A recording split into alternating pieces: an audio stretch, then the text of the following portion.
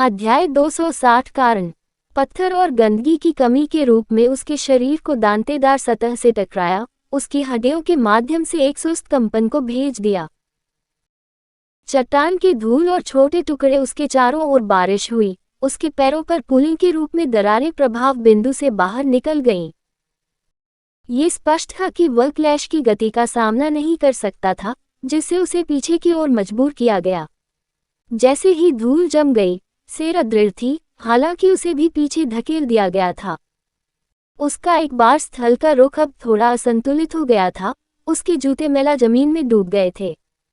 उसके हाथों को रक्षात्मक रूप से उठाया गया था, उसके बाल उसके चेहरे के सामने आधा पीछे थे।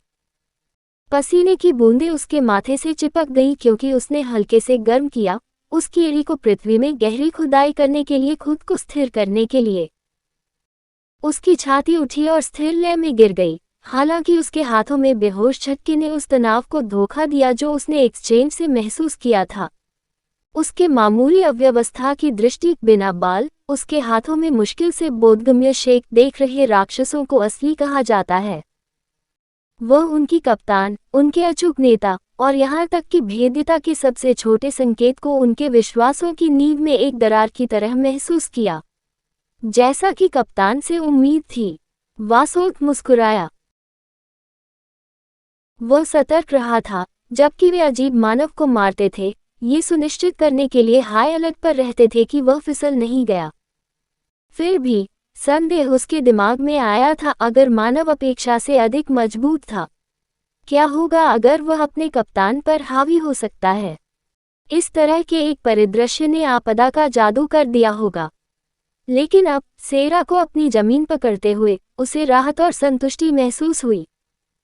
उसने एक धीमी सांस छोड़ दी। तनाव उसके कंधों को छोड़ देता है क्योंकि वह निकटतम पेड़ के खिलाफ झुक गया था, आत्मविश्वास को उसकी नर्म विशेषताओं में लौट रहा था।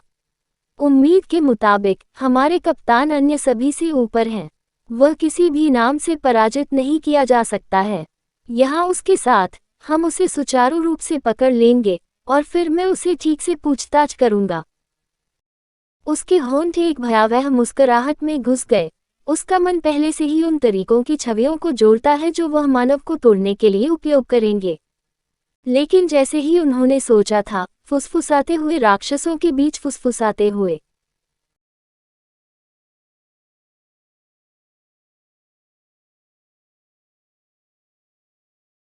बड़बड़ाहट भीड़ के माध्यम से लहरों की तरह फैलती है। पहली बार में बेहोश हो जाती है, फिर जोर से उठता है क्योंकि उनमें से अधिक ने कुछ अजीब देखा। उसकी आंखों में जलन के रूप में वासोद की मुस्कान फीकी पड़ गई। बड़बड़ाहट सैनिकों की ओर मुड़ते हुए वह फंस गया। मैक क्या है? जैसे ही वह आगे देखा, उसके शब्द जम गए। उसकी पुतलियां उसके सामने दृष्टि में सिकुड़ गईं। सेरा की नाक से खून की एक पतली धारा, क्रिम्सन की बूंद ने उसकी पीली त्वचा को नीचे गिरा दिया, उसके चेहरे की अन्यथा अविवाहित पूर्णता के खिलाफ। यह जमीन पर चुपचाप गिरने से पहले बेहोश चांदनी के नीचे चमक गया। कप्तान घायल हो गया था। उसने उसे अविश्वास में देखा, जैसे कि उसका विश्वदृष्टि मुड़ गई हो। न केवल उसे, बल्कि अधिकांश सैनिक घटनास्थल पर मौजूद हैं, जो अपने कप्तान की ताकत के प्रदर्शन की प्रशंसा कर रहे थे, अब ओलिवर के रैपियर को अवरुद्ध करने से उसकी नाक से खून बहने की दृष्टि से स्तब्ध और हैरान थे। एक तूफान से पहले हवा की तरह चुप्पी मोटी थी। कुछ राक्षसों ने झलकियों का आदान प्रदान किया, उनकी आंखें अविश्वास के साथ चौड़ी थीं, जबकि अन्य बस घूरते थे, उनके जबड़े थोड़े सुस्त थे। यह शायद पहली बार था जब उन्होंने सेरा को घायल देखा था। जब भी वह लड़ी, यह अभूतपूर्व अनुग्रह और शक्ति के साथ था। कोई भी प्रतिद्वंद्वी कभी भी उस पर एक भी खरोंच करने में कामयाब नहीं हुआ था। वह हमेशा सभी को अभिभूत करती है। बेशक युगल या लड़ाइयों में घायल होना सामान्य था और सेरा को चोट लगना असाधारण नहीं था, लेकिन यह अभी भी इन राक्षसों के लिए काफी चौंकाने वाला था, जिन्होंने लंबे समय तक उनका पीछा किया था। एक तरह से यह उनके मनोबल के लिए एक झटका था, चाहे वह कितना भी छोटा क्यों न हो। पी5 ओलिवर ने धूल को बाहर निकाल दिया जो उसके मुंह में प्रवेश कर गया था। खून की धातु की तांग उसकी जीभ पर टकरा गई क्योंकि उसने अपने होठों को अपने हाथ के पीछे से पोंछ दिया। उन्होंने खुद की जांच की, दर्द में अपनी हड्डियों में दर्द महसूस किया। यद्यपि वह उसे नुकसान पहुंचाने में कामयाब रहा था, लेकिन उसने भी महत्वपूर्ण नुकसान उठाया था। उसकी उंगलियों ने अपने हाथ को प्रयोगात्मक रूप से फ्लेक्स किया, रैपियर पर उसकी सुन्न पकड़ की सीमाओं का परीक्षण किया। दर्द ने उसकी बांह तेज और सुन्न हो गई, लेकिन उसने खुद को अपना रुख बनाए रखने के लिए मजबूर किया। हाथ उसके रैपियर को जकड़कर पूरी तरह से सुन्न हो गया। ये प्रभाव बहुत अधिक था, और अगर वह इसे पार नहीं करता, तो वह पूरी तरह से अपनी तलवार की हड़ताल के लिए अपनी बांह खो सकता था। फिर भी, जैसा कि उसने उसे देखा, उसे केवल पीछे धकेल दिया गया था। इसने उन्हें सवाल किया कि क्या उनकी ताकत में अंतर वास्तव में बहुत अच्छा था। उसने अपने दांतों को पीस दिया और अपने शरीर को एक निश्चित तरीके से फ्लेक्स किया ताकि उसकी दर्द हो रही हड्डियों में दर्द को कम किया जा सके।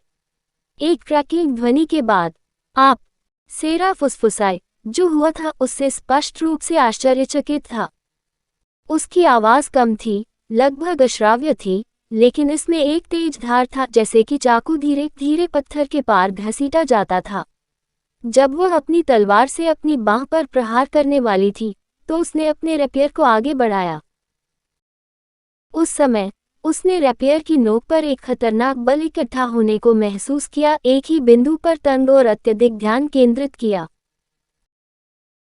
उसे उस विभाजन में अपने प्रक्षेपवक्र को समायोजित करना था और आने वाले प्रभाव को अवरुद्ध करने के लिए अपने हाथ का उपयोग करना था।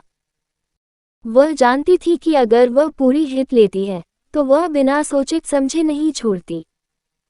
उसके दिमाग ने उस क्षण को फिर से दोहराया, उसे जुनूनी परिशुद्धता के साथ विच्छेदित किया।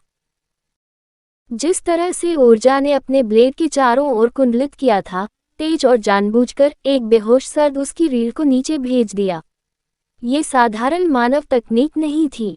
उसने संकुचित आंखों से ओलिवर पर नजर डाली। उसने पहले ही निष्कर्ष निकाला था कि ओलिवर अपने स्वयं के स्तर पर था, जिस तरह से उसने अपने हथियारों को अपने समग्र लड़ाई शैली से संभाला था। सब कुछ शौकिया चिल्लाया, लेकिन करीब से निरीक्षण करने पर वह ये जानकर आश्चर्यचकित थी कि वह अपने सटीक स्तर के माध्यम से नहीं देख सकती है। यह ऐसा था जैसे एक मोटी दीवार ने उसकी इंद्रियों को अवरुद्ध कर दिया जब भी उसने अपने सभी रहस्यों को छिपाते हुए गहरी जांच करने की कोशिश की। यह पागल हो गया था, जैसे एक शून्य में घूर रहा था जिसने कुछ भी वापस देने से इनकार कर दिया। उसने अपनी मुट्ठी जकड़ ली, उसके नाखून उसकी हथेलियों में खुदाई कर रहे थे क्योंकि उसकी हताशा बड़ी थी। यदि वह समग्र स्तर और कौशल में उससे कमजोर था, तो उसके पास ऐसी तकनीक नहीं होनी चाहिए जो वह अपनी शक्ति के साथ नहीं तोड़ सकती थी। उसने अपने माध्यम से देखने में असमर्थता के लिए दो संभावनाओं का निष्कर्ष निकाला। पहला ये था कि वह एक उच्च श्रेणी की विरूपण साक्ष्य का उपयोग कर सकता है, संभवतः एक महाकाव्य रैंक एक, जिसने उसकी क्षमताओं को छुपाया। दूसरा यह था कि उनके पास एक विशेष रक्त या एक अंतर्निहित कौशल था जो दुश्मन की धारणा को अवरुद्ध करता था। उसकी टकटकी उसकी आंखों पर टकरा गई, शाप, ठंडा, अनियंत्रित। उनके बारे में कुछ प्राचीन था, जैसे कि वे किसी ऐसे व्यक्ति के थे जिसने बहुत अधिक देखा था। एक महाकाव्य रैंक विरूपण साक्ष्य के साथ एक मानव अकेले इस जगह पर उद्यम नहीं करेगा, इसलिए वह दूसरी संभावना की ओर झुक गया। यहाँ तक कि मानव रीति रिवाजों के व्यापक ज्ञान के बिना एक महाकाव्य रैंक विरूपण साक्ष्य एक एकल मानव जीवन से अधिक मूल्य की थी। कहानी का अंत।